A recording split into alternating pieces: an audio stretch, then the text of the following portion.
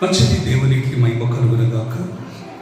మనము ఈ 2024 December last శుక్రవారం, ఈ లాస్ట్ శుక్రవారము ప్రభువును స్తుతించడానికి, కనబరచడానికి దేవుడు మనకు ఇంత గొప్ప కృప మనకి దేవుడు ఇచ్చాడు.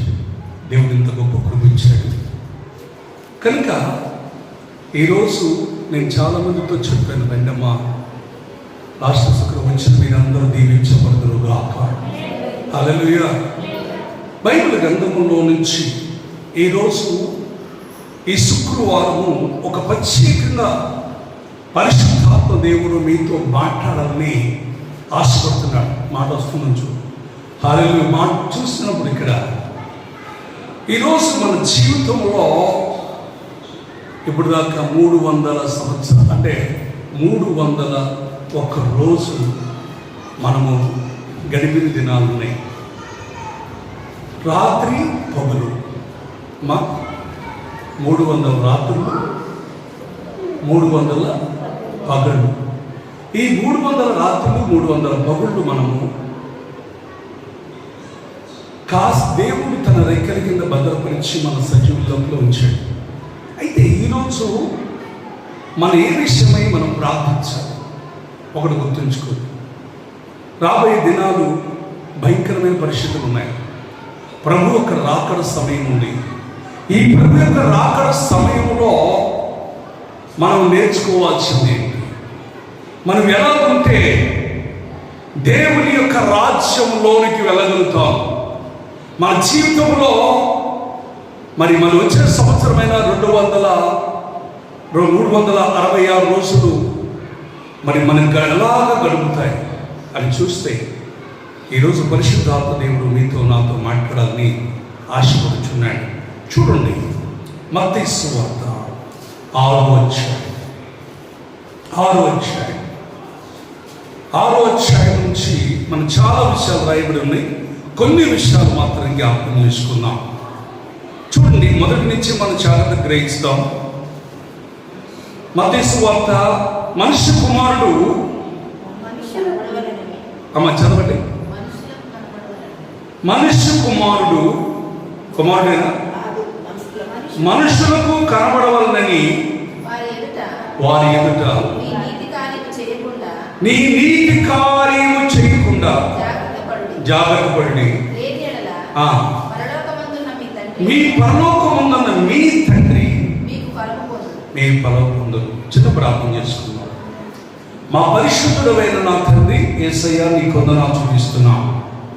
నీ దాసుని మరుగు చేసి నాతో నిధులతో మాట్లాడమని, వెనుగలిసేమని గ్రహించప్పుడు అనుగ్రహించమని, మీరే మాట్లాడమని యేసుక్రీస్తు నామములో ప్రార్థిస్తున్నాం తండ్రి, ఆమేన్. చూడండి, మనుషులకు కనపడాలని వారి ఎదుట మీ నీతి కార్యములు చేయకుండా జాగ్రత్త పడుడి. ఇదేంటండి? మనం మనుషులకు కనపడకుండా మనం నీతి కార్యాలు జాగ్రత్తగా ఉంచుకోండి. ఎవరికి కనపడాలి మన నీతి కార్యాలు? ఎవరికి కనపడాలమ్మా? దేవునికి కనపడాలి. మనం నీతిమంతులమే. మనుషులు చూడండి, మనకి ఎంత మంచి చేయి, ఎంత నీతి కార్యాలు చేయి. చూడండి, ఈరోజు నువ్వు మార్పు పొంది నీతిమంతుడుగా మార్చబడి నువ్వు నీతి కార్యాలు జరిగిస్తున్నా, నువ్వు నీతిమంతుడు అయినా మనుషులు ఎవరన్నా నీ గురించి మంచి చెప్పారనుకోండి, పక్కన వాళ్ళు ఏమంటారు చెప్పండి?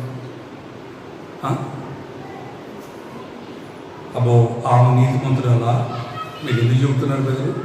ఆమె సంగతి రాకంతా తెలుసు. ఒక సేవకుడైనా సరే, ఒక సేవకుడైనా సరే, ఒక విశ్వాసైనా సరే ప్రభువు చెప్తున్నాడు, మనుషులకు కనపడవాలని నీ నీతి కార్యములు జాగ్రత్త చదవండి. కనపడవాలని వారి ఎదుట మీ నీతి కార్యములు చేయకుండా మనుషులు కనపడకూడదంట. నువ్వు చేసే నీతి కార్యాలు ఎవరికి కనపడకూడదు? మనుషులకు కనపడకూడదు. ఎవరికి కనపడాలి? ఎవరికి కనపడాలి? దేవునికి మాత్రమే కనపడాలి. దేవునికి మాత్రమే కనపడాలి. ఏంటి ఆ నీతి కార్యాలు? ఆ నీతి కార్యాలు ఏంటి? చూడండి, మనము ఒక నీతి కార్యాలు కనపడాలి. బైబిల్ గ్రంథంలో నీతి కార్యములు ఏంటనేది చాలా విషయాలు రాయబడి ఉంది. నీతి కార్యాలు మనం చేసేటప్పుడు మనుషులకు కనపడద్దు, కానీ దేవునికి మాత్రమే కనపడాలి. అంటే ఏం చేయాలి? బైబిల్ గ్రంథంలో నుంచి మత్తయి సువార్త 25వ అధ్యాయం 33వ వచనం. తన కుడివైపున గొర్రెలను ఎడమ వైపున మేకలను నిలవబెట్టును. అప్పుడు రాజు తన కుడివైపున వారిని చూసి, నా తండ్రి చేత ఆస్వాదించబడిన వాళ్ళరా, లోకమును పుట్టిన మొదలుకొని మీ కొరకు సిద్ధపరిచిన రాజ్యమును స్వతంత్రించుకోండి. మీ కొరకు సిద్ధపరిచిన రాజ్యమును స్వతంత్రించుకోండి. వారు చేసిన నీతి కార్యాలేంటి? అమ్మా, నేను ఆకలిగా ఉంటిని. చదవండి, అక్కడే ఉన్నాయి. నేను ఆకలిగా ఉంటిని, నాకు భోజనం పెట్టింది. నేను తప్పిగా ఉంటిని, నాకు దాహం ఇచ్చింది. నేను పరదేశిన ఇంటిని, నన్ను చేర్చుకుంటుంది. నేను దిగంబరిగా ఉంటిని, నాకు బట్టలు ఇచ్చింది. రోగినై ఉంటిని, నన్ను చూడవచ్చుతుంది. సరసాల్లో ఉంటిని, నా వద్దకు వచ్చితరని చెప్పును. ప్రభువా, నువ్వు ఎప్పుడున్నావు? అందుకు ఎవరట నీతిమంతులు ఏమంటున్నారు? ఒకసారి అక్కడ పైన ఎవరు? అందుకు నీతిమంతులు. అర్థమైందమ్మా? నీ నీతి కార్యాలు అర్థమైందా వారికి? ఆమేన్. అందుకు నీతిమంతులు, ప్రభువా, నువ్వు ఎప్పుడు ఆకలిగా ఉన్నావు? నువ్వు ఎప్పుడు దప్పిగా ఉన్నావు? నువ్వు ఎప్పుడు రోగిగా ఉన్నావు? నువ్వు ఎప్పుడు పరదేశంగా ఉన్నావు? నువ్వు ఎప్పుడు దిగంబరిగా ఉన్నావు? ఉన్నప్పుడు నేనేమీ లేదు.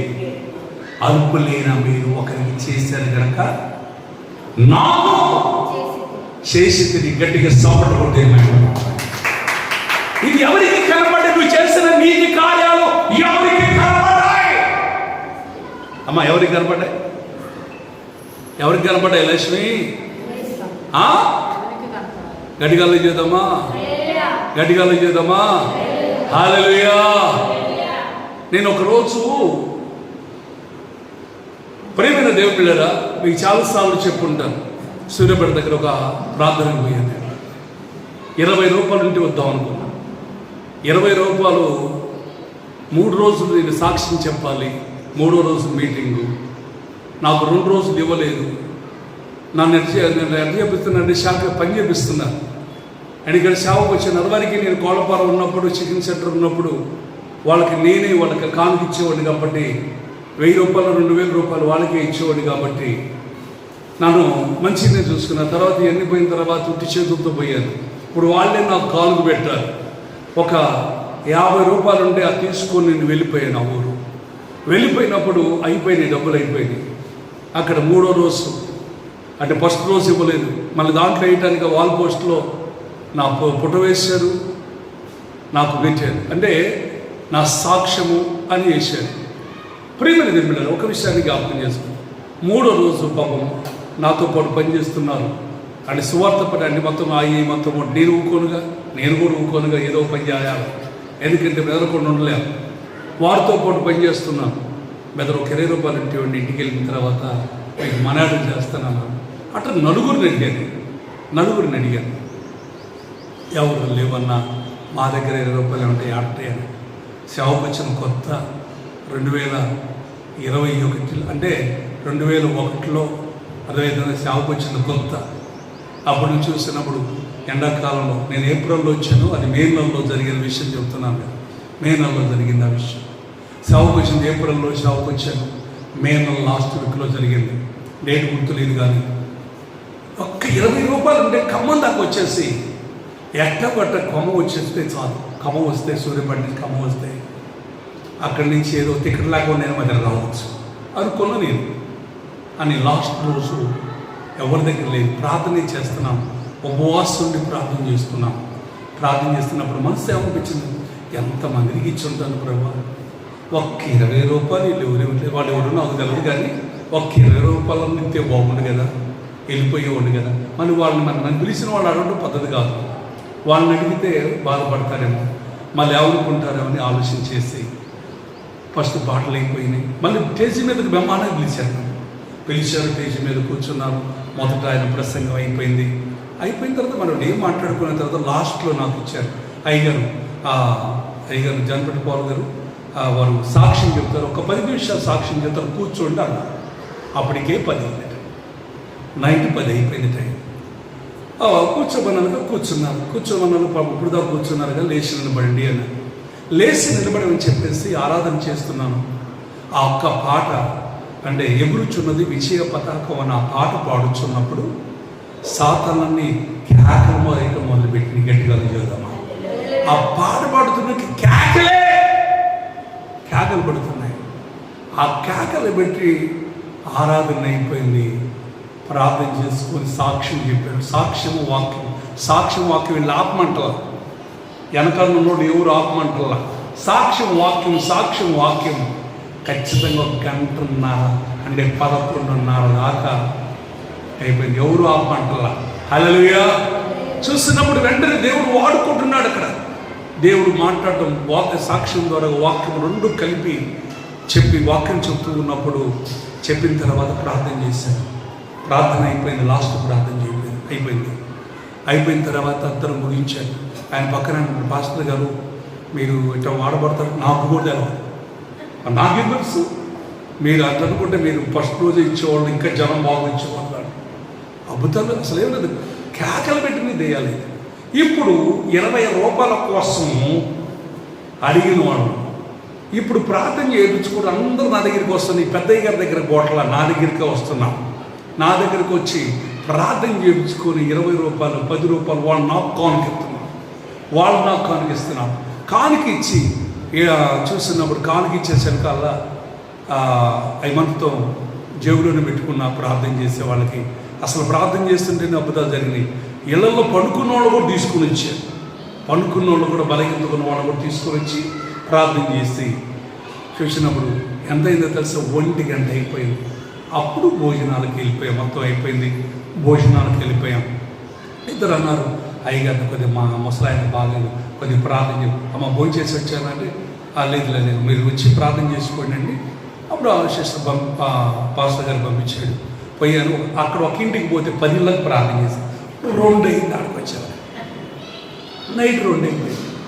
నైట్ 2 అయిపోయినాకల్లా ఇవన్నీ వాళ్ళు కూడా కానుకలు పెట్టారు. ఇవన్నీ నేను పండుకునేటప్పుడు ఏం చేశాను, ఇది మొత్తం తీశాను. అప్పుడు 10 20 రూపాయలు అంటే వద్దాం చూస్తే 360 రూపాయలు అయింది. గడ్డి ఎంత 360 రూపాయలు అయింది. నేను పాస్టర్ గారు నా కానుక పెట్టారన్నా తీసుకొని లేదు మీ దగ్గర ఉంచుకున్నాను. ఆయన 100 రూపాయలు కానుక పెట్టాడు. దేవుని పాలు అంటే ఎంత పారిపోద్దాం. నీతి కార్యాలు అట్నే ఉంటాయి. కానీ లేటు అంటే నీతి కార్యాలు మనం చేస్తుంది. నేను అనుకున్నా ప్రభు ఎంతమందికి ఇచ్చి ఉంటాను నేను, ఎంతమందికి ఒక 20 రూపాయలన్నా ఇస్తే బాగుండేది కదా అనిపించింది. ఎందుకంటే ఒక విషయం కాదు, నీతి కార్యం. అందుకోసమే మనం చేసే నీతి కార్యాలు మనుషులు కనబడాలి కాదు, దేవుని కనబడాలి. గడికమ్మా దేవుని కనబడాలి. అందుకోసం నీతిమంతులారా అన్నాడు. ఎన్ని ఆకులు కొన్న వారికి భోజనం ఇచ్చిన వారికి, వస్త్రం లేని వారికి వస్త్రం ఇచ్చిన వారికి, అర్థమైందా, రోగిగా ఉన్నవారు. అందుకోసం ఎవరన్నా రోగులుగా ఉంటే వెళ్ళండి, అర్థమైందా, పోయి పలకరించరండి. నీకు చేతనైతే పళ్ళు ఇటే కదా, పళ్ళు వెళ్ళేవాడు. నీకు చేతనైతే నీ దగ్గర ఉన్న దాంట్లో ఒక 1000 రూపాయలు ఇచ్చేస్తావు, 500 ఇచ్చేస్తావు, ఒక 100 రూపాయలు ఇచ్చేస్తావు, నీ ఇష్టం. వాళ్ళు చేతులు పెట్టిరా. హల్లెలూయా. చేతులు పెట్టిరా. ప్రేమిని పెట్టిరా. నువ్వు చేసిన కార్యాలు ఎవరికి కనబడాలంటే దేవునికి కనబడదు. మనవాడు కూడా ఒకసారి నేను చెప్పాను, అమ్మా మీరు పోతున్నాను. ఎంతమంది పోయారో తెలుసా, ఒక ఆయన ఒంట్లో బాగాలేకపోతే హాస్పిటల్లోకి దగ్గర ఒక 60-70 మంది దాకా పోయి ఉంటే అదివరకు నేను ఒక మాట చెప్పాను, మీరు ఏదైనా రోగి దగ్గరికి పోయినప్పుడు పళ్ళు తీసుకోపోకండి, పోయి ఒక 100 రూపాయలు 200 ఇచ్చిందండి గట్టిగా చేద్దామా. అది గుర్తొచ్చి వీళ్ళు పోయిన వాళ్ళు ఒక్కొక్కరు పోయి చేతులు 500 పెట్టడం మొదలుపెట్టారు. వాళ్ళని ఫీజు కట్టడానికి కూడా డబ్బులు లేవు, అంటే వచ్చేటప్పుడు ఫీజు కట్టడానికి డబ్బులు లేవు. 10,000 రూపాయల కోసం అడుగుతుంటే వీళ్ళందరూ పెట్టి వచ్చింది ఎన్నైనా అని తెలుసా, 15,000 గట్టి ఇస్తాం. ఫీజు కట్టంగా ఇంకా 5,000 రూపాయలు ఇంటికి వచ్చాయి. అంటే ఎందుకు చెప్తున్నానంటే, నీ నీతి కార్యాలు చేసేటప్పుడు అది దేవునికి మహిమకరంగా ఉండాలి, దేవునికి మహిమకరంగా ఉండాలి. చాలామంది చేస్తారు, చెయ్యరు. అక్కడ 41 వచ్చింది చదవండి, 41 వచ్చింది చదవండి. ఇప్పుడు అంటున్నాడు, శపించబడిన వారులారా నన్ను విడిచి అపవాదికి తన దూతలను నిత్య అగ్నిలోనికి పోడి, నేను ఆకలి ఉంటిని, నాకు భోజనం పెట్టలేదు, నేను దప్పిగా ఉంటిని, నాకు దాహం ఇవ్వలేదు, నేను పరదేశిని ఇంటిని, నన్ను చేర్చుకోలేదు, నేను దిగంబరిగా ఉంటిని, నాకు బట్టలు ఇవ్వలేదు, నేను రోగిని, చెరసాలలో కూడా ఉంటిని, నన్ను చూడరాలేదు. అందుకు వారు, ప్రభువా మేము ఎప్పుడు నీ వాక్య గుంటమేనను, డబ్బి గుంటమేనను, పరదేశి గుంటమేనను, దిగంబరమై ఉంటమేనను, రోగమై ఉంటమేనను, సంసారం ఉంటమేనను చూసి నీకు ఉపచారం చేయలేదని ఆయన అడిగి, అందుకు మిక్కిలి అలుపులైన వారికి ఒక్కడికి కూడా చేయలేదంటే, ఎవరికి చేయలేదంట? మిక్కిలి అలుపులైన వారికి, లేని వారికి ఒక్కడి కూడా నువ్వు చేయలేదు కనుక నిత్య శిక్షకు నీతిమంతులు నిత్య జీవమునకు వెలుగురుగా గడికి సమృద్ధి. ఇక్కడ నీ నీతి కార్యాలు కనపడాలి. ఒకటి గుర్తుంచు, నీ సహోదరి కావచ్చు, ఎవరైనా కావచ్చు. మనం అనుకుంటాం, మనం తోడబుట్టిన వాళ్ళే అనుకుంటాం, కాదు. వాళ్ళు ఎవరైనా అలాంటి స్థితిలో ఉన్నప్పుడు నువ్వు అర్థమైందా, ఇచ్చినప్పుడు దేవుడు చేసే కార్యాలు నీవు చూస్తున్నప్పుడు నీకు ఇచ్చేది నిత్యరాజ్యం. గట్టిగా చేద్దామా. నీకున్న దాంట్లో చెయ్యి, నీకున్న దాంట్లోనే నీతి కార్యాలు చెయ్యి. ఓపిక ఉండాలి. ఏముండాలి? ఓపిక ఉండాలి. తెలిసింది మన సహోదరి కావచ్చు, మన సహోదరుడి కావచ్చు, బాగలేదు, తెలిసినప్పుడు నీ బంధువు అవసరం లేదు, నువ్వు వెళ్ళి ఏం చేయాలి? నాకైతే ఫోన్లు వస్తుంది, చాలామంది ఫోన్లు వస్తాయి కదా, ఇంట్లో సంగతి, మా అబ్బాయి, మా వాళ్ళ అబ్బాయి, లేకపోతే మా బంధువుల అబ్బాయి, మనోడు కాకపోయినా కొద్ది హాస్పిటల్కి వీలుంటే ఒకసారి వెళ్ళి ప్రార్థన చేసి రండి. ఫోన్లో ప్రార్థన చేసి వస్తాను, ఇంటికి వెళ్ళి కూడా ప్రార్థన అక్కడ లేకపోతే హాస్పిటల్ ఉన్న ప్రార్థన చేసి వస్తాను. ఎందుకేం చెప్తున్నానంటే మాట, నువ్వు చేసే నీతి కార్యాలు ఎవరికి కనపడాలి? దేవునికి కనపడాలి. గట్టిగా చెబుతామా? గట్టిగా చాలామంది చేయరు. తల్లికే చేయట్లా, తండ్రులకి కూడా చేయట్లా. అర్థమైందా? ఎందుకు నాకు అర్థం కావట్లేదు. మరి ఈ వాక్యం విన్నప్పుడు నీతి కార్యాలు చేసిన వాళ్ళు ఎక్కడికి వెళ్తారు? ఇంకా మన తల్లిదండ్రులకు బలిగెంతగా ఉన్నప్పుడు, మన తల్లిదండ్రులకు బాగలేనప్పుడు, మన హేమ అంటుంది చూసినప్పుడు వాళ్ళ అమ్మకు బాగలేకపోతే తన పిల్లలను వదిలిపెట్టేసి ఎంతో పరిగెత్తింది వాళ్ళ అమ్మ కోసం చేయడానికి. అలా ఎంత అన్నయ్య, నేను ఎంత మంచి చేస్తున్నా కూడా నాకు నన్ను గురించి వాళ్ళు ఏదో మాట్లాడుతున్నారు, ఎవరేదో మాట్లాడుకున్నా నువ్వు చేసేది నీతి కార్యాలు. గట్టిగా చేద్దామా? నువ్వు చేసేది మంచి పని, నువ్వు చేసేది ఎక్కడ మనం ప్రతిఫలం పొందకపోయినా ఎక్కడ పొందుకుంటాం? మనం ఎక్కడ? పరలోకములో పొందుకుంటాం. గట్టిగా చేద్దామా? పరలోకములో పొందుకుంటాం. ఆ పరలోకములో పొందుకోవాలంటే మనం చేయాల్సింది నీతి క్రియలు చెల్లించడం కాక. చూడండి బైబిల్ గ్రంథంలో కొంచెం లోతుకి వెళ్దామా? ఇంకా లోతైన విషయాలను చూద్దాం. అక్కడే 5వ వచనం చదువు. 6వ అధ్యాయం 5వ వచనం. మత్తయి సువార్త 6వ అధ్యాయం 5వ వచనం. మరియు మీరు మీరు ప్రార్థన చేయనప్పుడు వేషధారుల వలె వేషధారుల వలె ఉండవద్దు. దుఃఖం ఉండవద్దు. మనుషులు కనపడవాలని సమాజ మందిరములోను వీధుల మూలలోను ఎక్కడంటమ్మా వీధుల ఈదుల్లో మూలలోను నిలిచి ప్రార్థన చేయుట వారికి ఇష్టం. వారు తమ బలము పొంది ఉన్నారని నిత్యముగా మీతో చెబుతున్నారు. నువ్వు ప్రార్థన చేయనప్పుడు నీ గదిలోనికి వెళ్ళి తలుపు వేసుకొని రహస్యమున్న నీ తండ్రికి ప్రార్థన చేయి. అప్పుడు రహస్యమును చూసిన నీ తండ్రి నీకు ప్రతిఫలం ఇచ్చును. నీ ప్రతిఫలం. ప్రార్థన చేసేటప్పుడు ఒకటి గుర్తుంచుకోండి, ఎక్కడ చేయకూడదు? మనుషులు కనపడాలని చేయకూడదు. నేను ప్రార్థన చేసేది నీకు కనపడాలి. ఎవరికి కనపడాలి? ఒక విశ్వాసి యొక్క జీవితంలో విశ్వాస అయినా సేవకుడైనా ఒకటి గుర్తుంచు, నువ్వు ప్రార్థన చేసేటప్పుడు మనుషులు కనపడాలని కాదు. ఎవరికి కనపడాలంటే దేవునికి కనపడాలి.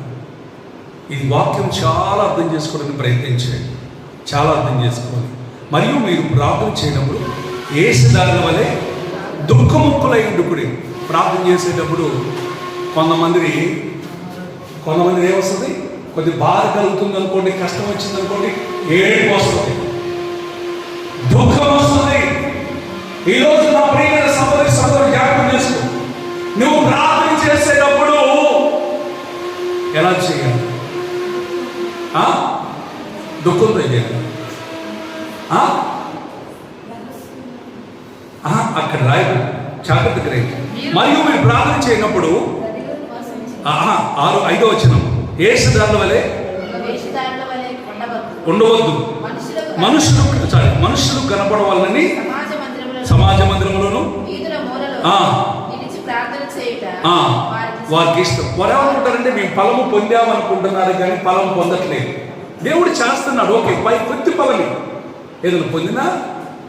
మనుషులు కనపడాలని మీరు ప్రార్థన చేస్తున్నారు, కానీ వారు పొందుకునే శాశ్వతమైన కాదు. శాశ్వతమైన ఫలం పొందాలంటే నీ గదిలోనికి వెళ్ళి ఏం చేయాలా? తలుపు వేసుకొని రాష్ట్రంలో చూస్తున్న నీ తండ్రికి మొరపెట్టు. అప్పుడు పరలోకముందు నీ తండ్రి నీకు ప్రతిఫలం ఇచ్చును గాక. గట్టిగా చేద్దామా? నీకు ప్రతిఫలం ఇచ్చును గాక. చూడండి బైబిల్ గ్రంథంలో నుంచి కొంచెం లోతుగా మనం వెళ్దాం. ఇంకా లోతైన విషయాలు తెలుసుకోవడానికి ప్రయత్నం చేద్దాం. ఎందుకంటే చాలా విషయాలు రాయబడి ఉన్నాయి. ప్రియమైన దేవుళ్ళరా, మన జీవితంలో ఎన్నో విషయాలు ఉన్నాయి, కానీ దేవునికి ఇష్టమైన రీతిగా మనం జీవించడానికి మన ప్రయత్నము చేయాలి. అక్కడే 16 వచనం చదవమా. మీరు ఉపవాసం చేయనప్పుడు, అది ఇక్కడ అన్నాడు, మీరు ఉపవాసం ఉన్నప్పుడు వేషధారుల వలె దుఃఖముక్కులై ఉండకూడి అని జాగ్రత్తగా. ఉపవాసం ఉన్నప్పుడు ఎలా ఉండకూడదంట? ఇప్పుడు ఉపవాసం ఉండొచ్చిన వాడు గట్టిగా చేద్దాం, గట్టిగా చేద్దామా? హల్లెలూయా. ఏమొస్తుంది ఉపవాసం ఉన్నప్పుడు? ఆటోమేటిక్ ముఖం మేకపోద్ది, ఆటోమేటిక్ ముఖం కెమెరా వస్తుంది. రాకూడదు. అది రాకుండా ఉండాలంటే ఏం చేయాలి? అది తినాలా కదా? తినకుండానే ఉపవాసం ఉన్నప్పుడు నువ్వు దుఃఖం ఏమాత్రం కూడా ఏడ్చావంటే ఏమైంది? బాగా ఏడ్చావు కళ్ళమ్మ నీళ్ళు వచ్చేస్తాయి, గుంట ఏమైంది? కళ్ళంతో ఏమైపోతాయి? అది అందుకోసమే దుఃఖముక్కలై నువ్వు ప్రార్థన చేసేటప్పుడు ఉపవాసం అనే సంగతి మనుషులు నాకు కనపడాలి. నువ్వు కనపడాలంటే ఏం చేయాలి? నువ్వు ఉపవాసం ఉన్నప్పుడు ఏం చేయాలి? అక్కడ కూడా అంటున్నాడు, తలంటుకొని మొహం కడుక్కొని రహస్య ముందు చూస్తున్న నీ తండ్రికి కనపడాలి, మొరపెట్టాలి. నీకు అవసరమైన అన్నీ అడగొద్దు, అన్నీ అడుగుతాం. ఒకసారి ఒక 100 లిస్టు పెడతాం. 100 లిస్టు పెట్టద్దు. ఒక లిస్టు పెట్టి ముందు ఒకటి పెట్టుకో, అది అయిపోయిన తర్వాత రెండోది పెట్టుకో, రెండోది అయిపోయిన తర్వాత మూడోది పెట్టు. అది ఇచ్చిన తర్వాత నాక విసుగు కాడగా ఏం చేయాలమ్మా? 5 దినాలని ఆశ ఉంది. నీకుందా రాశ? ఆయుష్ తినాలని ఆశ ఉందా? ఉంది. డబ్బులు లేవు చేతిలో. ఇప్పుడు అమ్మ నాన్న ఇవ్వాల. ఏం చేయాలి? ఇప్పుడు కొంతమంది ఏడ్చి పొందుకుంటారు, కొంత ఏడవకుండా నానా మమ్మీ అదే అంటే నువ్వు అడుగు. నువ్వు ఏడుస్తుంటే కొంతమంది జాలిపడిస్తారు, అది జాలిపడిచ్చినట్టు. నువ్వు ఆనందంతో అడుగు. నాకు ఏది అవసరమో నీకు తెలవదా? నాకేది అవసరం? నాకు జ్ఞానం కావాలి. నాకు చూసినప్పుడు నేను ఇంకా నీకు విషయాలు తెలుసుకోవాలి. నేను ఎలా ప్రార్థించాలో నాకు నేర్పించాలి. నాకున్న స్థితి లేని స్థితి నీకు అంతా తెలుసు. నాకు అప్పులు ఉన్నాయి, అప్పులు బాధ నుంచి విడిపించు. అర్థమైందా?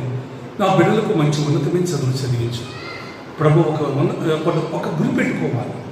నీ బిడ్డల గురించి కానీ, నీ కుమారుడు గురించి, నీ కుమార్తెల గురించి నువ్వు ప్రార్థన చేసేటప్పుడు, ఉపవాసం ఉండి ప్రార్థన చేసేటప్పుడు నువ్వు అడిగినవన్నీ పొందుకుందువు గాక.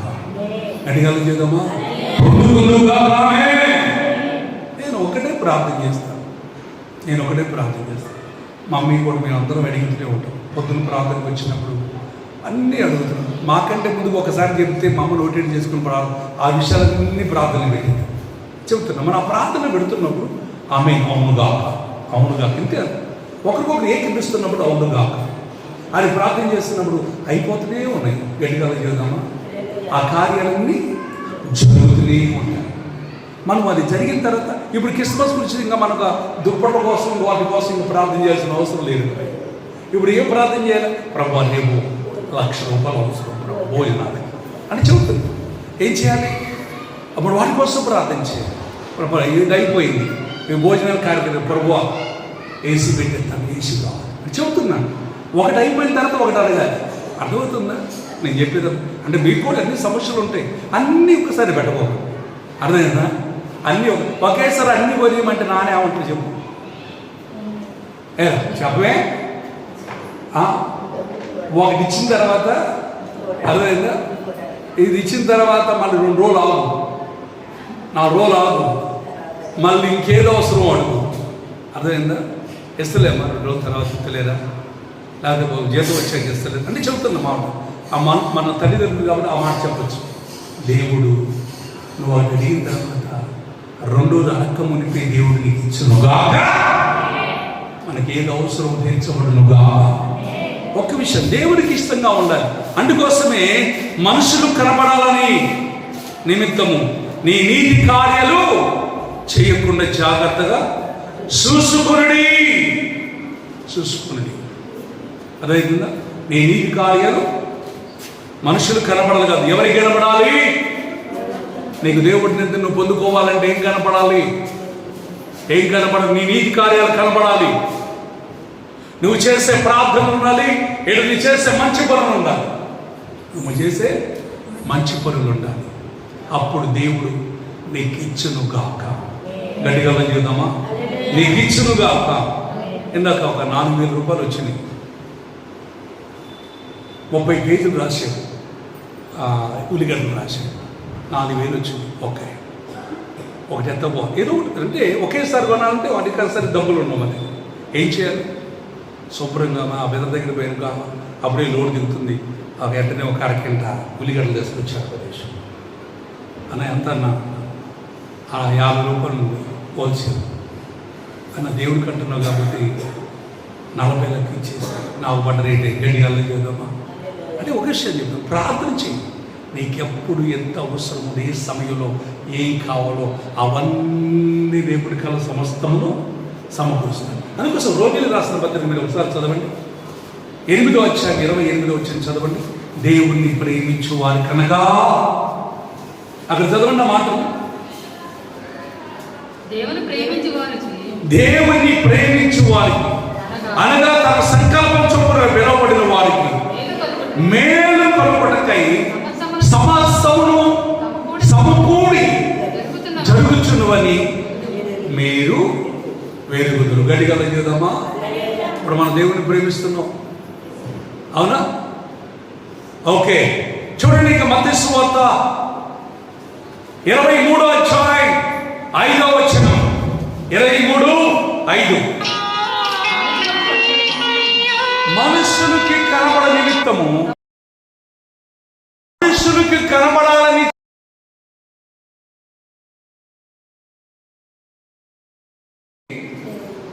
చెయ్యదురు. మనుషులు కనపడాలని తన పనులన్నీ చేయితారు. తన రక్షరేకులు ఎరడుపుగాను తన సింగులు ఎరడుపుగాను పెద్దవిగాను చేయుదురు. ఇందులో అగ్రస్థానమును సమాజ మందిరములో అగ్నిపీఠమును సొంత వీధుల్లో వందనములను మనుషుల చేత బోధకులని పిలువబడుతుంటారు. అయితే మీరు బోధకులని పిలువబడవద్దు, ఒక్కడే మీ బోధకుడు. మీరందరూ సముద్రులు. గట్టిగా చెప్దామా? అన్నామా? ఉందా లేదా? సేవకుల గురించి కూడా రాశారు, విశ్వాసం గురించి కూడా. నీ నీతి కార్యాలు మనుషులు కనపడాలని కాదు. ఆమేన్. కనపడాలని ఎప్పుడు కూడా ఆలోచన చేయకూడదు. నీవు నీతికి నీ చేసే ప్రతి పనులు, నీ ప్రార్థనలన్నీ కూడా దేవునికి అగపడునుగాక. గట్టిగా చేద్దామా? అగపడునుగాక. అందుకోసం ఇక్కడ జాగ్రత్త గ్రహించి, మీరందరూ సహోదరులే. మీలో అందరికంటే గొప్పవాడు పరిచారకుడై ఉండవలెను. తను తాను హెచ్చించుకున్నవాడు తగ్గించుకున్నవాడు హెచ్చించబడు. తగ్గించుకోవాలి నీ నీతి కార్యాలు. అర్థమైందా? నువ్వు చేసే మంచి పనులు దేవుడు చూసునుగాక. నీ ప్రార్థన ఆలకించునుగాక. నీ ప్రార్థనకి జవాబు వచ్చునుగాక. చూడండి బైబిల్ కదా, కొంచెం లోతుకి వెళ్దాం, కొంచెం లోతైన విషయాలు తెచ్చుకుందాం. నీతి కార్యం యోహాను రాసిన మొదటి పత్రిక 2వ అధ్యాయం 29వ వచనం.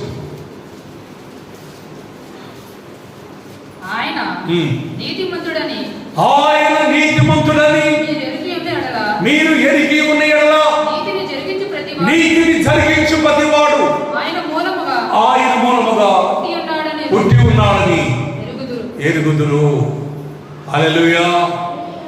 నీ నీతి కార్యాలు మనుషులు కనపడాలని కాదు, కానీ దేవునికి కనపడాలి. నీతి కార్యాలు నీతిమంతుడైన ప్రకారం నీతి కార్యం చేయ ప్రతి వాడును దేవుని మూలముగా పుట్టినవాడే. అవును, మరొకసారి చదువుతామా మాటని. ఆయన నీతిమంతుడని మీరు ఎరిగి ఉన్న ఎడల.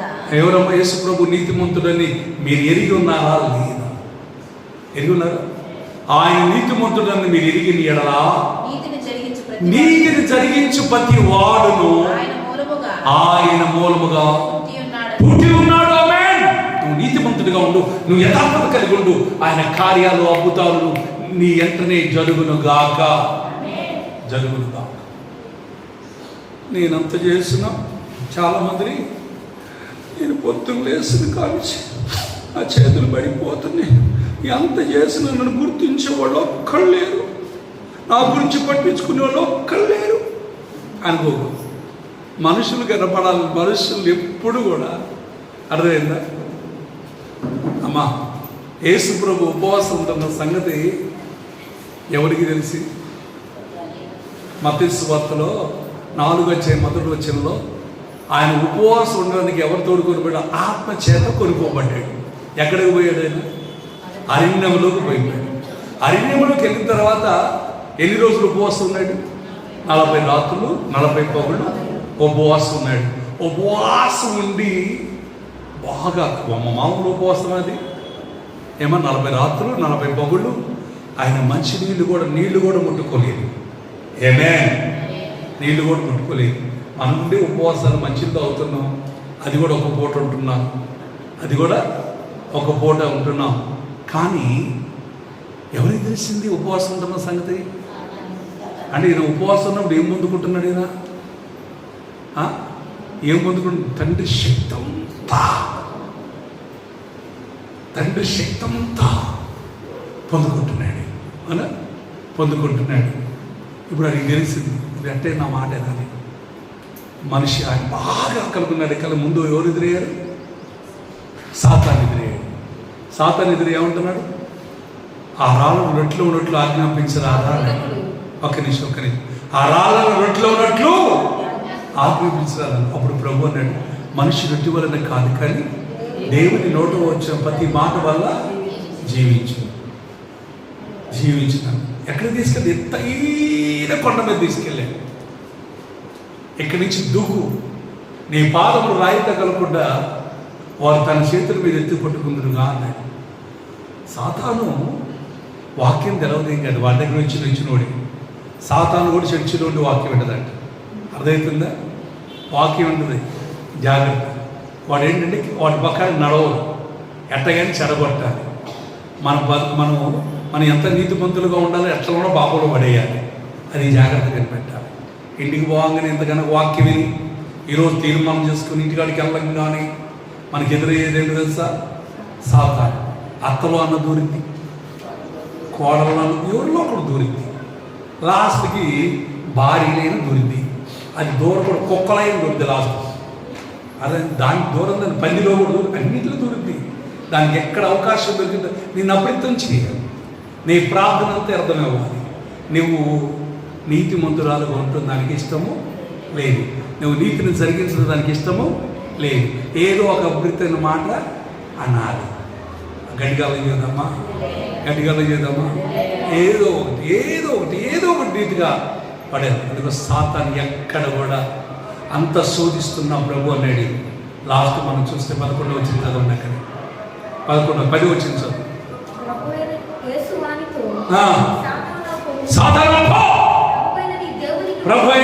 ప్రభుకి మొక్కి ఆయన మాత్రమే సేవించబడదు. అప్పుడు సాతాను ఆయన దగ్గర నుంచి ఎంచుకోగానే ఎవరు వచ్చారు ఆయన దగ్గర? పరిచర్య దేవదూతలు వచ్చి ఆయనకి పరిచర్య. నీతిమంతులుగా మనం కూడా అంటే మనకి ఎవరు వస్తారు? బలికి దాకలు ఏమని ఒళ్ళంతా అలిసిపోద్ది. ఎవరి మీద ఒకరి మీద గొనకటమే, గొనబోకట. అర్థమైందా? మొత్తం చేస్తూనే ఉంటారు. ఆయన గొడుగుల్లో పోగొట్టుకుంటున్నారు. మొత్తం బాగానే చేస్తారు, పొద్దున్న నుంచి సాయంత్రం దాకా అంతా బాగానే ఉంటుంది.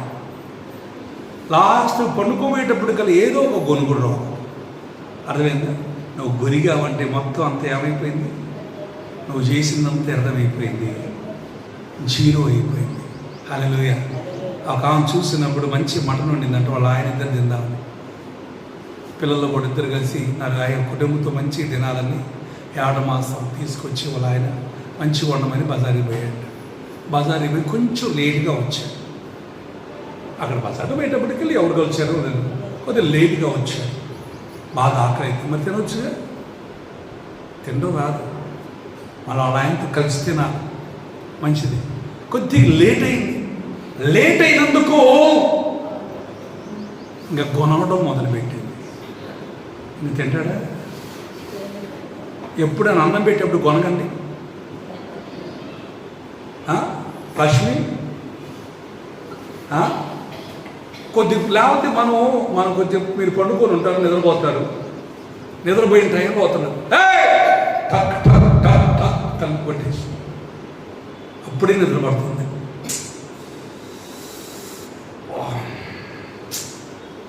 అంత కోపం అవుతుందో మీరు కాదు, మీరు ఈ విషయం కాదు. నిద్రపోయేటప్పుడే వచ్చిండు, లేచి తలుపు తీస్తారు. తలుపు కూడా ఎట్ట తెస్తారు? కోపంతో తెస్తారు. ఇంకా సావపోయినాం, ఎక్కడ సావు? ఎక్కడ ఎంత కూడా ఏమైపోతుందంటే ప్రార్థన అంతా ఏమైపోతుంది, మన నీతి కార్యాలన్నీ కూడా ఏమైపోతుంది. అప్పుడు దాకా మంచిగానే చేసావు, తినో వండాక పెట్టి తిను అన్నమను. ఇంకేడతింటాడు పెట్టి కొంతమంది ఎదుగునే కూర్చుంటారు. బాగా కడుపు నడు తిను, కడుపులో తిను. ఇంకేడతింటాడు, ఈ కడుపు నడు తింటాడు. గొనుక్కుంటా అంటే వేస్తారు, కోపం మీద ఎంత కూర వేస్తారు. మరి మీరు కాదు, అదలుయ్య ఎంత కూర వేస్తారు. ఆడతింటాడు, గురుగుతుంటే ఆడతింటాడు, తినలేవు. అందుకోసం జాగ్రత్త. నువ్వు చేసే నీతి కార్యాలు జీరో అయిపోతుంది. జీరో అయిపోయినవంటే అప్పుడు నువ్వు ఎక్కడున్నట్టు? నిత్య నరకానికి వెళ్తావు. గట్టిగా చేద్దామా?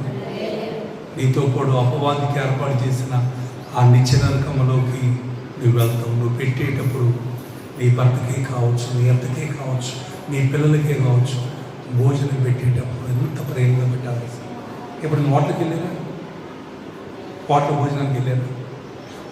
వెళ్ళలేదు. నువ్వు ఎంతమందికి వెళ్ళలేదు? ఎంత అదృష్టమంతురాలు. ఏమా వెళ్ళారా? ఏం చేస్తారు? దాన్ని కుర్చీలు మన కూర్చుంటారు, టేబుల్ ఉంటుంది, కుర్చీలో కూర్చుంటారు, ప్లేట్లు తీసుకొస్తారు, ఇంకా చికెనా మటనా రాసుకుంటారు, మొత్తం ఆడిస్తాం. చేతులు కట్టుకోవడానికి నీళ్ళు ఉంటాయి, అన్నీ ఉంటాయి. తుడుచుకోవడానికి కూడా డిష్ పేపర్ ఉంటుంది, అన్నీ ఉంటాయి. అన్నీ తీసుకొచ్చి వాళ్ళు కూడా ప్లేటు శుభ్రంగా డిష్ పేపర్ మనం దూరం పోయినా వాళ్ళు కూడా తుడుస్తారు. మనం కూడా ఏదో వాళ్ళు సరిగ్గా తుడిచారు చూడలేదని మళ్ళీ తుడుచుకుంటాం. తుడుచుకొని సార్ ఇంకేం కావాలి ఏది మన అడక్క మునిపి ఏం చేస్తున్నారు? అన్నీ ఇస్తారు. ఎంత ప్రేమగా ఉంటారు తెలుసా? వెంటనే నిమిషంలో పట్టుకొని వస్తారు. మరని వెదర్ సాంబార్, వెదర్ చట్నీ, ఏది కావాలంటే అది. మరి ఇంట్లో ఒక 100 రూపాయలు 200 రూపాయలు ఆడ భోజనాన్ని మనం ఇస్తేనే ఎంత ప్రేమగా వాళ్ళు వడ్డిస్తున్నారు. మరి అన్నీ దిగి తీసుకొచ్చి చెప్తున్నాడు. అన్నీ వదిలి మీకు తీసుకొస్తున్నాడు. ఇవ్వలేదు నాకు తెలదు కానీ ఇస్తున్నాడు. ఇట్లేదా? 100 రూపాయలు 200 రూపాయలు పెట్టేది అంత ప్రేమగా చూస్తుంటే నీకు అన్నీ ఇస్తున్నాడు కదా. ఎంత ప్రేమ ఉండాలి. ఒకరికొకరు తినిపించుకోవచ్చు. ఎట్టుండాలి ఒకరికొకళ్ళు? ఇంకా కోపం ఉండకూడదు. ఎంత లేటుకు వచ్చినా ఏముండాలి? అర్థమైందా? నువ్వు చూపించే ప్రేమకు కోపం చల్లారిపోనుగా. అర్థమైందా? చూపించాలి. స్త్రీల కోపం తగ్గిద్దా ముందు, పురుషుల కోపం ముందు తగ్గిద్దా?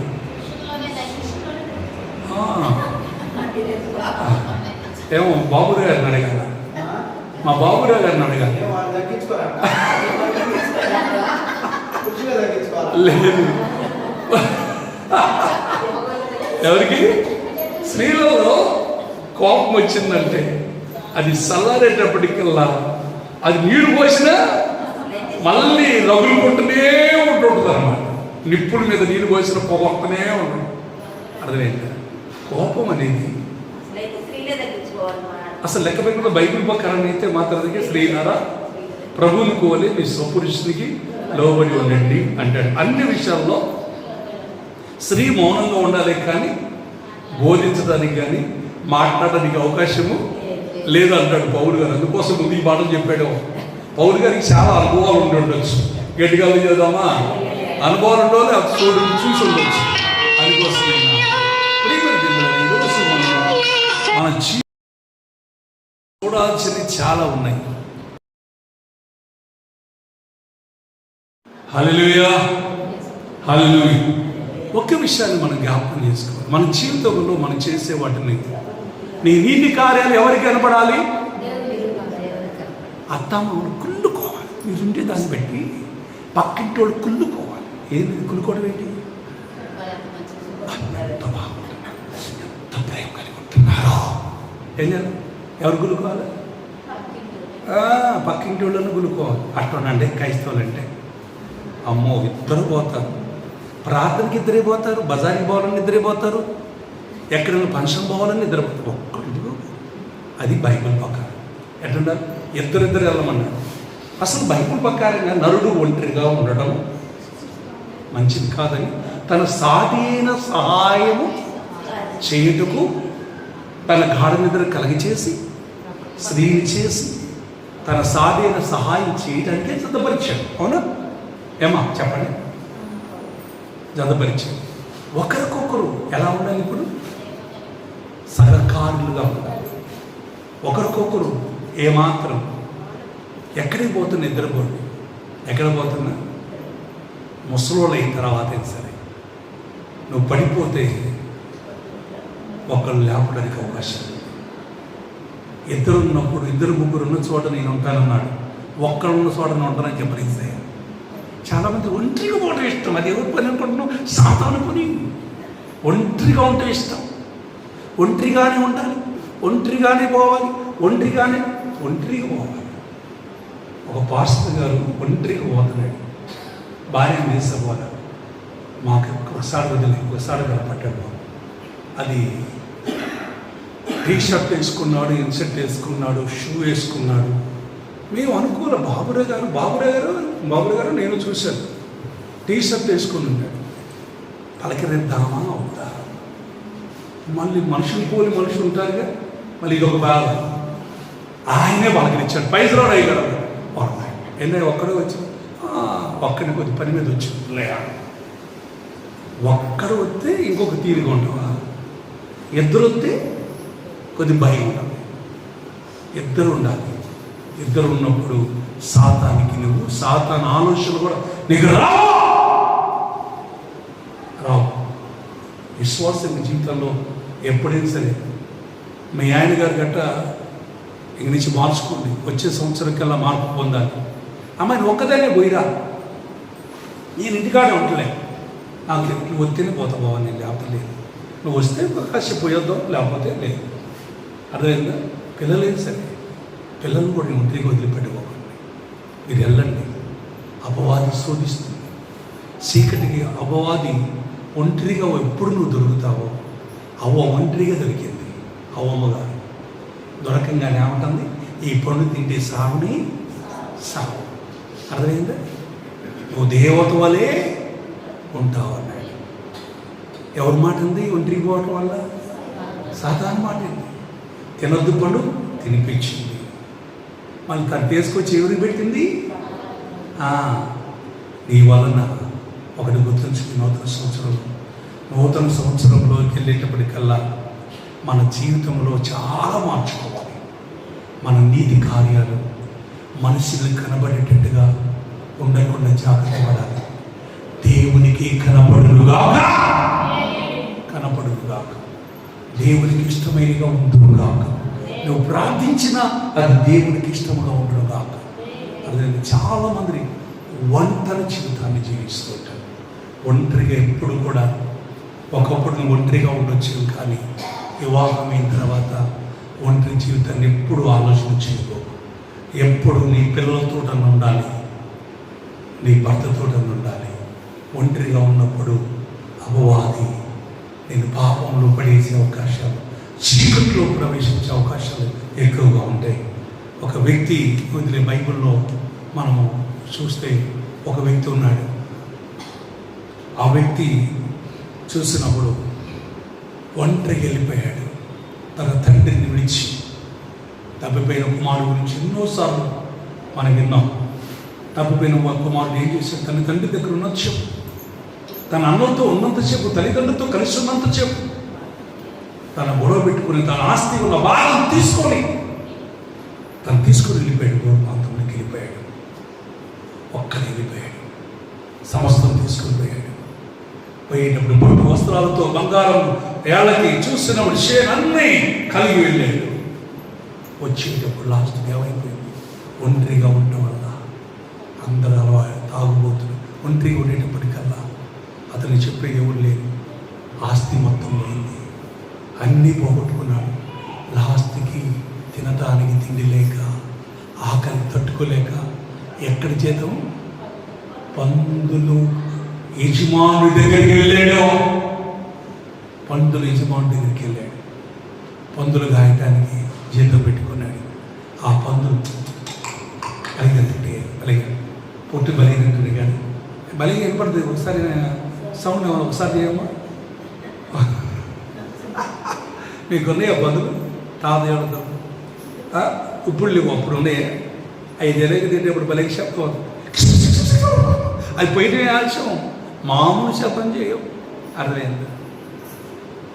అది తినేటప్పుడు ఆ పందులు పొట్టు తిని తన కడుపు నింపుకొని అప్పుడు బుద్ధి వచ్చింది.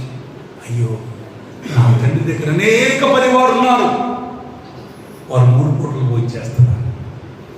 నా తండ్రికి నేను కుమారుడిని చెప్పుకోవడానికి యోగుని కాదు. లోక తండ్రికి ఎంత పాపం చేస్తుంది. నా దేవుని తండ్రికి ఎంత బాగుంది. అప్పుడు బుద్ధి వచ్చింది. ఎక్కడ బుద్ధి వచ్చి ఎక్కడికి వచ్చాడు? మళ్ళీ తండ్రి దగ్గరికి వచ్చాడు. పోగొట్టుకున్న అన్నీ తిరిగి పొందుకున్నాడు. ఎవరితో ఉంటే? తండ్రితో ఉంటే. గడిగలిగేదమ్మా, ఈరోజు నువ్వు తండ్రితో ఉందో కాక, నువ్వు ఎప్పుడు నీ కుటుంబంతో ఉందో కాక, ఒంటరిగా ఎప్పుడు ఉండకుండా కాక, నువ్వు చేసే నీతి కార్యాలు దేవునికి అగబడును గాక. అందుకోసం ఇంకొక మాట చూడండి, చాలా విషయాలు రాయబడినాయి కానీ ఇప్పుడు అది చెప్పడానికి సమయం కాదు. కానీ నా ప్రియమైన దేవుడు చూడండి, 1 కొరింథీ 13వ అధ్యాయం, 1 కొరింథీ 13వ అధ్యాయం 3వ వచనం చదువుమా. 13:3 చదువు. ప్రభు అనుకున్నాడు, బీదల పోషణ కొరకు నా ఆస్తి అంతా ఇచ్చిన, కాల్చబడుటకు నా శరీరాన్ని అప్పగించిన, ప్రేమ లేని వాడనైతే నాకు ప్రయోజనమేమీ లేదు. పౌలు అంటున్నాడు, నా ఆస్తి అంతా బీదల పోషణకి ఇచ్చిన, కాల్చబడుటకు నా శరీరాన్ని అప్పగించిన. ప్రేమ లేదు. ఏముండాలి? ప్రేమ ఉండాలి. గట్టిగా చేద్దామా? ప్రేమ ఉండాలి. అందుకోసం దేవుడు నీ నీతి కార్యముల విషయంలో జాగ్రత్త. మనుషులకు కనపడవాలని ఎప్పుడు చేయకో. దేవునికి అవపడును గాక. నీ నీతి కార్యాలు దేవునికి అవపడును గాక. నీవు చేసే ప్రార్థన దేవుని సన్నిధికి వెళ్ళును గాక. చూడండి, ఇంకొక మాట చెప్పేసి నేను త్వరగా ముగిస్తాను. అందుకోసం బైబిల్లో మత్తయి సువార్త 6వ అధ్యాయం 2వ వచనం చదువు. కావున అక్కడి నుంచే చదవమ్మా. మనుషులకు కనబడవాలని వారి ఎదుట నీ నీతి కార్యాలు చేయక జాగ్రత్త పడుడి.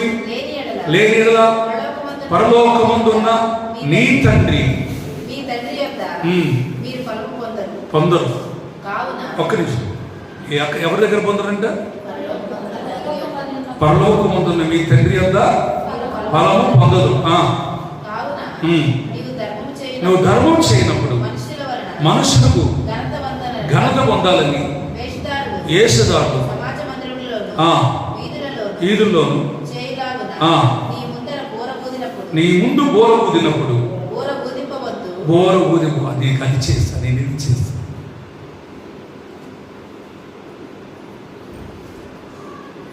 నీ వాళ్ళకి చెప్పుకున్న బాధ లేదు, కానీ బయట వాళ్ళకి మాత్రము మైకులు పెట్టి కూడా చెప్పకూడదు. మన సంఘం ఒకటి ఉంది, ఎదువరికి రూపాయి ఇచ్చినా చెప్పాలి. నేను పోయిన కొత్తలో 5 రూపాయలు కాను, 5 రూపాయలు ఇచ్చి, అయ్యగారు నా పేరు చెప్పండి అని. నాకు రాలే, మన ఫస్ట్ నుంచి అలవాటు లేదే. ఆ 5 రూపాయలు తీసుకొని 5 రూపాయలు చూసినప్పుడు దేవునికి ఆయన పేరు పెట్టి చెప్పాలి. పక్కన కూడా చెప్తున్నారు, అక్కడ ఆ మైకులన్నింటిలో చెబుతున్నారు, నేను చెప్పట్లా. నేను ఇదే వాక్యాన్ని వాడికి చెప్పాను. ఇప్పుడు ఎవ్వరు అడుగుతున్నారు, బాబు నేను ఎవరన్నా? అసలు ఎవ్వరు అడగట్లా. ఇచ్చేది మారిపోయింది. గట్టిగా చూద్దామా. దేవుని కుడి చేతి ఇచ్చేది ఎడ చేతికి తెలియకూడదు. గట్టిగా చూద్దామా. అప్పుడే నీ ప్రతి బలం అనుగ్రహించుగాక. ఇంకంటూ నచ్చదు.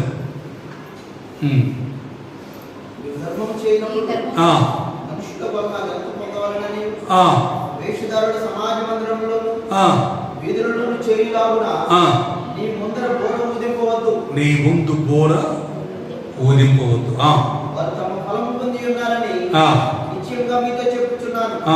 నీవైతే ధర్మం చేయనప్పుడు నీ ధర్మము రహస్యముగా నిమిత్తము నీ కుడి చేయి చేయునది నీ ఎడమ చేతికి తెలియకుండా వలెను. ఇదిగా నీ కుడి చేతితో చేసింది అంటే ఎడ చేతి తెలపనట్టుంటుంది. నాకు అర్థం కాదు. నీ భార్య కూడా తెలవదు.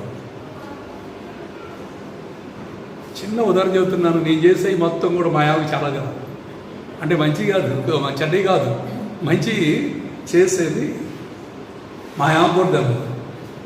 ఎప్పుడో తెలిసింది. తెలిసినప్పుడు మరి నాకు కూడా చెప్పవచ్చుగా అని. ఆ సమయం అది అంతవరకు. ఒకటి, నువ్వు కుడి చేతితో చేసింది ఎడం చేతికి కూడా తెలియనంతగా దేవునికి తెలుసునుగా. అయితే రహస్యమందు చూసు తండ్రి రహస్యమందు చూసును నీ తండ్రి నీకు ప్రతిఫలం ఇచ్చును. ప్రతిఫలం ఇచ్చునుగాక. ప్రతిఫలం ఇచ్చునుగాక. చూడండి, ఆ ప్రతిఫలం ఏంటి? ఆ ప్రతిఫలం ఏంటి అనేది మీరు అనుకోవచ్చు. బైబిల్ గ్రంథంలో చూడండి, 25 అధ్యాయం 35. ఇందాక చదివాం కదా మనం. అమ్మా మత్తయి సువార్త 25:35 వచ్చిన చదివాంగా. నేను ఆకలి కొనిని అదే 32 చదువు. 32 చదువు. అప్పుడు సమస్త జనులు ఆయన ఎదుట పోగు చేయకూడదు. గొల్లవాడును మేకల్లో నుండి గొర్రెలను ఏర్పరిచినట్టు కుడి పక్కన గొర్రెలను ఎడం పక్కన మేకలను. కుడి పక్కన గొర్రెలతో చెబుతున్నాడు, నా తండ్రి చేత ఆస్వాదించబడిన వాళ్ళారా, లోకమును పుట్టిన మొదలుకొని మీ కొరకు సిద్ధపరిచిన రాజ్యమును స్వతంత్రించుకోండి. గట్టిగా చేద్దాం. మనం రహస్యంగా చేస్తున్న ధర్మ కార్యములే కానీ, మన ప్రార్థనే కానీ, అర్థమవుతుందా, మన నీతి కార్యములే కానీ, మనుషులకు నువ్వు కనపడాలి, మెప్పు అవసరం లేదు. నువ్వు చేసిన అన్నీ దేవునికి అగపడినగాక. ఎప్పుడు ప్రభు వచ్చినప్పుడు నువ్వు వెంటబడే గుంపులో ఉండుగాక. నీ కొరకు నా కొరకు శుద్ధపరిచిన రాజ్యం నీవు నీ పిల్లలు ఉంటుగాక. నోవాహు ఎలా ఉన్నాడంటే ఒక మాట కూడా చెప్పి నేను ముగిస్తాను. మత్తయి సువార్త ఆదికాండము 6వ అధ్యాయం 9వ వచనం.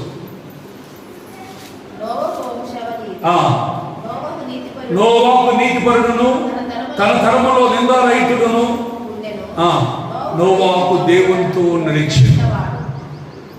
అమ్మా, నోవాహు నడిచాడు. 7వ అధ్యాయం మొదలు వచ్చిన చదువు. ఈ తరము వారిలో నీవే నా ఎదుట నీతిమంతుడుగా అవబడుతున్నావు.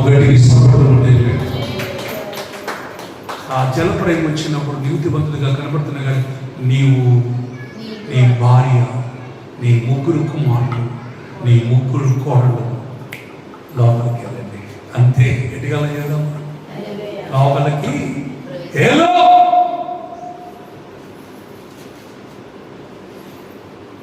నువ్వు అలా ఉండగలిగితే నీ కుటుంబం, మన కుటుంబాలు రక్షించబడునుగాక. దేవుని రాజ్యంలో యుగయుగాలుగాక. ఈ చిన్న మాటలు దేవుని దీవించుగాక. ప్రార్థన చేసుకున్నాం. మా పరిశుద్ధమైన నా తండ్రి యేసయ్య, నీ కొందరు ఆచరిస్తున్నాను ప్రభు. ఏ అమ్మను క్షమించు. మనుషులు కనబడవాలని కాబట్టి నీతి కార్యములు చేయక జాగ్రత్త పడుడి. మేము మంచి చేస్తున్నాం. వారి కొరకు ప్రార్థన ఎలా చేయాలో ఒక నేర్పించు. ఒక మనుషులు కనపడాలని మేము చేస్తున్నామో ప్రభు మమ్మల్ని క్షమించండి. మేము చేసే ధర్మ కార్యములే కానీ, మేము చేస్తున్న మంచి పనులే కానీ మనుషులు కనపడాలని చేస్తున్నామో మమ్మల్ని క్షమించండి. రహస్యం చూస్తున్న తండ్రికి కనబడినట్లుగా నీ కుడి చేతితో చేసేది ఎడం చేతితో కూడా తెలవకూడదు అని నీ వాక్యం తెలియజేస్తుంది. నీకు అగబడినట్లుగా మేము చేయగలుగాక. ఇక్కడ ఉన్న బిడ్డలందరూ ఈ వాక్యం ద్వారా వింటున్న ప్రతి ఒక్కరూ కూడా నువ్వు చేసే ధర్మ కార్యములన్నీ ప్రభువుకు మహిమకారంగా ఉన్నట్టుగా, ప్రభువు నీతి కార్యములు చదివినట్టు సాధించు. అయ్యా, మేము అలా చేసిన పరలోకమున్న మా తండ్రి మాకు ప్రతిఫలం ఇచ్చుకున్నాం. నీ బిడ్డలు నీతి కార్యం చేస్తున్న ప్రతి ఒక్కరు ప్రభు నా తండ్రి ఆకలిగా వారికి భోజనం పెట్టి వస్త్రం నేను వారికి వస్త్రం ఇచ్చి, నా తండ్రి రోగిగా ఉన్న వారిని చూసినట్టు, సరసాలో ఉన్న వారిని పలకరించి అలాంటి మనస్సును ఉదయించి ఇప్పుడు దాకా మేము వెళ్ళలేకపోతున్నాము. మమ్మల్ని క్షమించి నీ చిత్తములో మమ్మల్ని నడిపించమని యేసు నామములో ప్రార్థిస్తున్నాం తండ్రి. ఆమేన్. ప్రార్థన చేసుకున్నాం. అది ఒక్కరు ప్రార్థన కొద్ది నిమిషాలు ప్రార్థించాం.